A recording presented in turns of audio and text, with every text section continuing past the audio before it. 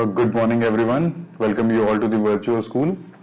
First of all, I want to apologize that I haven't been able to upload a lot of videos recently because there were some personal problems going on with me. A relative of mine has been subjected to an accident, and also there was a renovation going on in my home. So I wasn't able to upload that much amount of videos. In fact, none of the videos have been uploaded recently.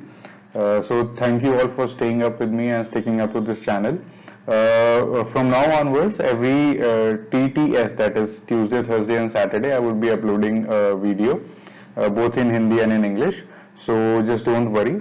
Okay, so now let's start with the remaining part, that is the English part of the exercise of the second chapter.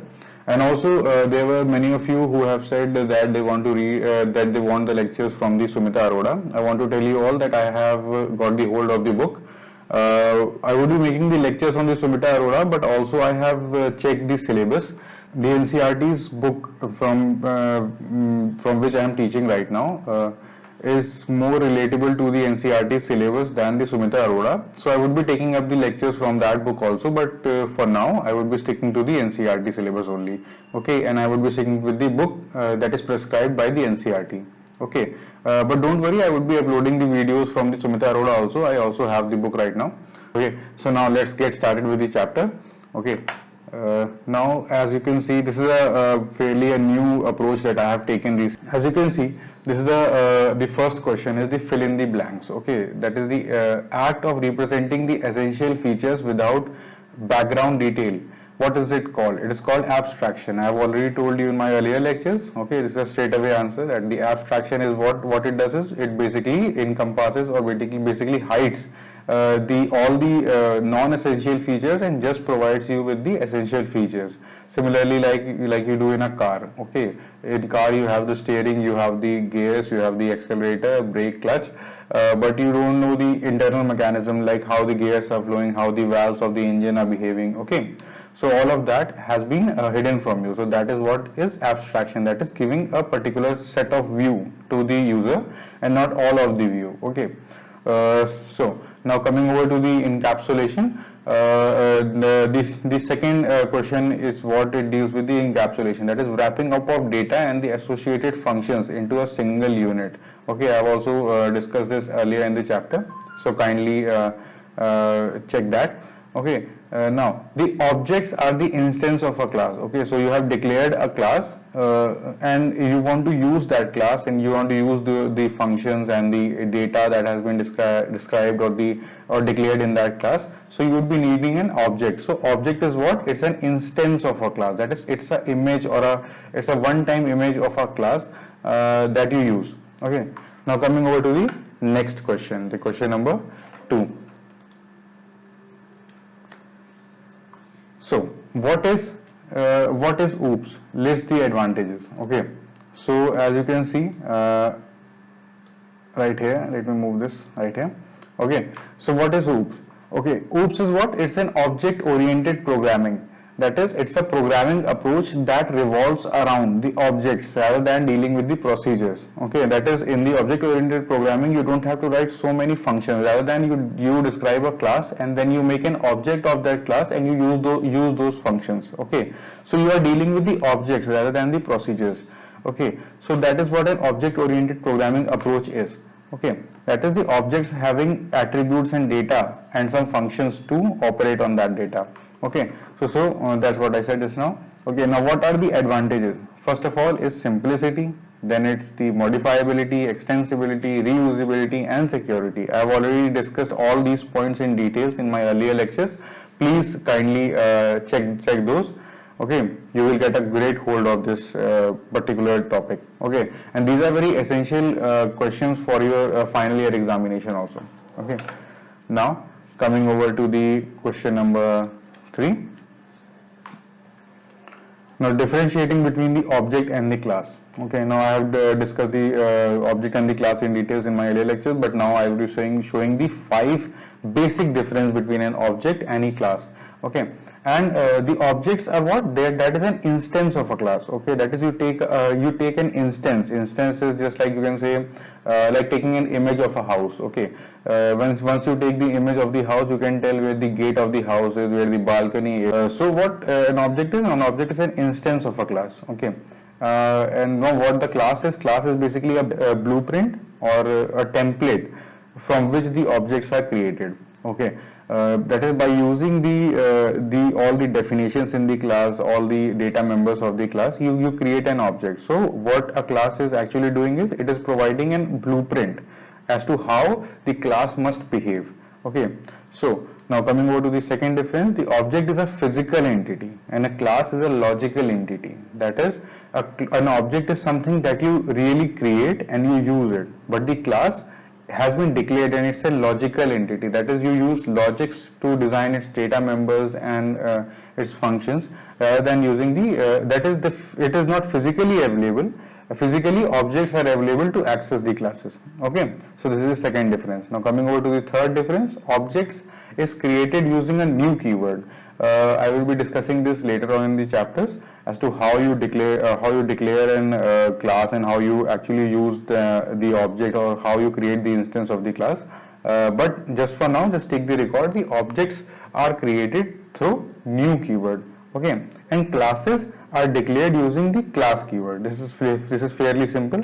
Okay, now object is created many times as per the requirement, and class is declared once. Okay, if you remember the earlier lectures, I have depicted a program, basically a diagram, and I have depicted the entire relationship between the objects and the classes. That is, you declare a class once and then you make as many objects of the class as you want. Okay, so objects is created many times as per the requirement, and the classes is declared only once. Okay, now objects allocate memory when it is created. Okay, when as soon as you declare an object, it takes up certain amount of memory from the system. Okay, but classes does not take any amount of memory because it's a logical entity.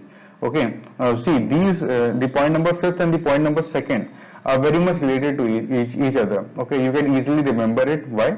Because if something is physically available, it will take certain amount of space, but if something is not physically available, it won't be able to take any amount of space. Okay, so a classes does not take any amount of space, but as soon as you declare an object, it allocates certain amount of memory to itself. Okay, now coming over to the question number 4. Now, what is inheritance? Inheritance is basically when certain amount of properties are inherited from the parent class to the derived class. Okay, now simple is the most simple example of it is you have a parent class such as mobile phone. Okay, basic functions of the mobile phones have been declared there, all the member functions, all the data members have been declared there, and you derive it into a class, suppose Windows phone. Okay, and all the qualities and all the properties of a basic mobile phone is accessible in the Windows phone class also. So the mobile phone becomes the parent class and the Windows phone becomes the derived class. Okay, so as you can see, the definition that I have written is inheritance is the process of forming a new class from the existing class. Okay, and the data members and the methods associated with the data are accessible in the inherited class. Okay, that is, all the data members and all the methods that are in the parent class are accessible to the derived class. Okay, so like if you take a simple example in the hierarchy of even in your home also, all the things that belong to your father, you will inherit them. Okay, so anything that belongs to your father or your mother, you can use it. Okay, so those data members or those functions are accessible to you. Okay, so this is what the inheritance is. Okay, don't worry that how we do actually we do the inheritance. It is done using the extends keywords anyways, but I will be discussing them in the later chapters because this is just a theoretical chapter. Okay, just get your theory right for now. For later on, we will be dealing with the practicals. Okay, now coming over to the next coming over to the next question number 5. List 3 features of inheritance which are important for OOPS. Okay, this is very simple. Use parent class functions, okay, reusability of code and modifiability, and the next is extensibility. Now let's just move. I have to move my camera here and there everywhere because I have decided that I would be doing a presentation of this rather than teaching you from the PDF of the book. So that's why this has got and also a new approach of including me there. So please excuse me for that. Okay.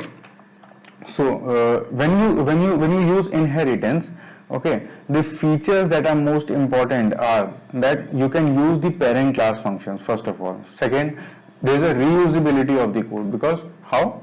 Suppose you have declared a function in the parent class, okay, then you don't need to redeclare them in your derived class. You can simply reuse them, okay, and it is modifiable, it is extensible, okay. You can have as many extended class or as many derived class, and you can go on with your program to any level, okay.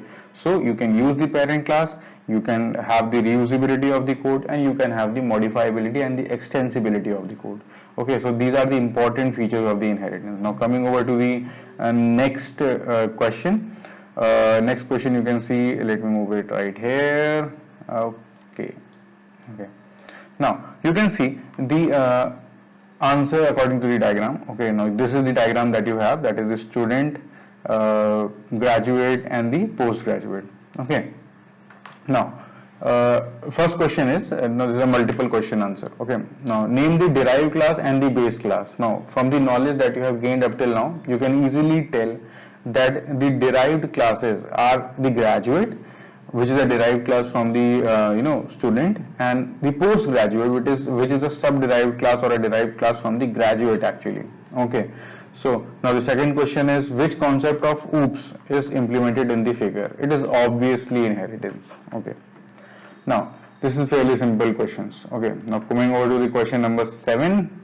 How do abstraction and encapsulation complement each other? Now this is a very key principle in the object oriented programming. Okay, abstraction and encapsulations are complementary concepts. Though the encapsulation, only we are able to enclose the components of the object into a single unit and separate the private and the public member.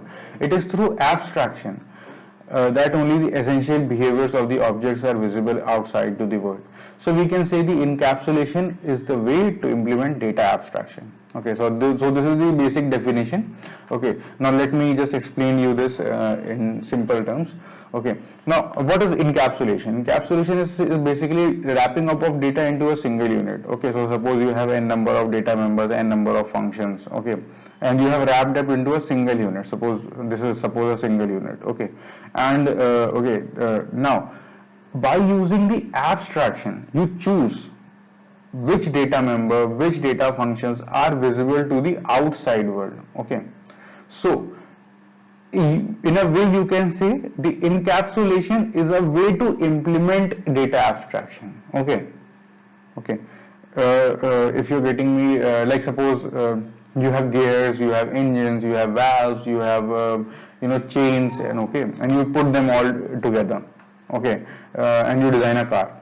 Okay, now making the gears visible and making the steering wheel visible and making the clutch, brake and accelerator visible to the user is how you are implementing the abstraction. Okay, but first you need to do the encapsulation. Okay, so encapsulation is a way to implement data abstraction. Okay, if you didn't get hold of this still, please write me into the comment section. I would be explaining this in detail because this is a very key concept. Okay, so now coming over to the I'm hoping that this is clear to you. If it is not, kindly rewind and just re-listen to the entire thing. If still it is not clear, please mention me into the comments and I will be taking up there.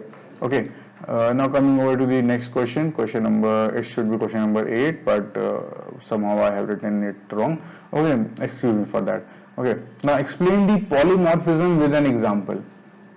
Now polymorphism, first thing comes up into the mind is, what is polymorphism? I have already explained it, but I will be giving you a bit of gist right now. Okay, No, explain the polymorphism with an example. Now, what is polymorphism? Polymorphism is basically using a certain set of code in n number of ways. Okay. Now, how you can do it? You can do it using method overloading and operator overloading. Now, let me give you an example of how you do it with the operator overloading. Now, suppose you have the plus operator. A plus operator behaves differently in case of strings and in case of integers. Suppose you have 2 and 3. Now both of them are integers and you use the plus operator. The answer would be 5. Okay. Now suppose you have the and world. Okay, or hello and world, and you use the plus operator, then it will result in concatenating both of the strings. Okay, so the operator is overloaded differently, that is, it is behaving differently for different set of inputs. Okay, so this is what the polymorphism is. And when you overload a method, that is, you redeclare a particular method with similar name but with different arguments, and they all behave differently. Suppose you want to have the area of circle, triangle and a rectangle. Okay, and you declare three methods. You define an area method and you just differentiate them all with their parameters. Okay, that is, you declare. Now suppose you declare the methods again and again, and suppose you have an area method, and first time you declare it with the radius, that is r parameter, second time you declare it with the l and b, that is the length and the breadth parameters. Okay, so according to what type of parameters that you are supplying, the area you get would be different. That is, if you have supplied the radius, the area you would be getting is the area of a circle, or suppose, okay, and suppose you have supplied the length and the breadth, then the area that you would be getting is that of rectangle. Okay, so that's how you do the method overloading. Okay, we will be dealing with this in the later chapters. Just now, just get the hold of it. Okay. And also polymorphism can be explained to you in one more way, that is, suppose if you take a real life example, suppose a husband or a mother has different role for different relative. He can be he or she can be the mother of someone or husband of someone. He can be an employee of a company. He can be a father of someone. Okay, so this is how the polymorphism actually is seen in the real life. Okay, now moving over to the next question, that is question number 8. Question number 8 is, explain the data hiding with respect to the OOPS concept. Okay, let me just move this here. Okay. I hope this is quite visible. Okay.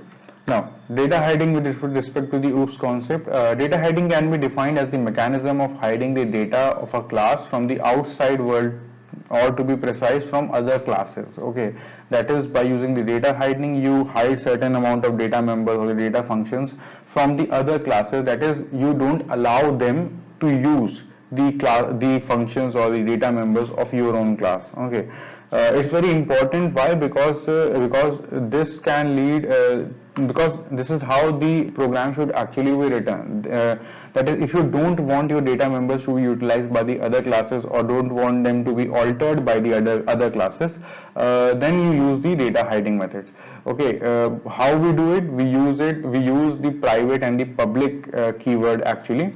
By defining a function private, you make that function scope only visible to the class itself. Okay, that is, it cannot be accessed outside the class. But if you declare a function or a data member by the public keyword, what you are actually doing is, you are not restricting the scope to the class itself, you are allowing the other classes to use it. Okay. Now, why it is important, we will be seeing in the later chapters, but this is also a very key point. Why? Because the other classes can also use your data members and can interfere in the operation of a particular class. So, because of which, and to stop this actually is why you use the data hiding principle. Okay. Now, coming over to the next section, that is the question number 9. Explain the function overloading with an example. Okay, now here I have defined a function, like suppose if you differentiate a particular function with respect to the parameters. Here you can see I have defined the def abc and int a and int b. Okay, this has the two parameters, and then def abc, int a, int b, int c. Okay, now there are three parameters. Okay, so that's how you can see both of the names of the function are same. So the method is what? It is overloaded. Okay, now if you have like different types of parameters, you can also overload a function by using a different types of parameter. Like suppose you have def ABC and string A and string B, and def ABC int A and int B. Int A and string B, it has to be string B, please excuse me for the typo. Okay, so by also supplying different set of parameters or different types of parameters, you can you can overload a particular function. Okay, so now coming over to the next question, question number 10. Is function overloading supported by Python or not? I have been talking about the function overloading for now, for a while now, but I want to tell you the Python understands the latest definition of the function. That is, the function overloading is not allowed in the Python. Suppose you define a particular function with the same name 10 times, then the last definition of that function would be taken up by the Python, and rest all the definitions would be ignored. Okay, so Python does not support function overloading. Okay, now coming over to the next question, that is question number 11. Write an overloaded function with the definition of add on add two numbers and other concatenate two numbers. This is a very simple approach of using the overloaded functions. That is, you can use the plus operator. Simple plus operator can be used. That is, if you define a function add int A int B, and you can add both the numbers by using this operator, that is the plus operator, and you can also declare an add function with string A and string B, and you can concatenate both of that string by using the plus operator. Okay, so this is an overloaded operator also, and this is an overloaded function also. Okay, now coming over to the next question, that is question number 12. Predict the output and state the concept of oops used. Okay, now suppose you have the program. This is the program that is given in the question, that in the notebook.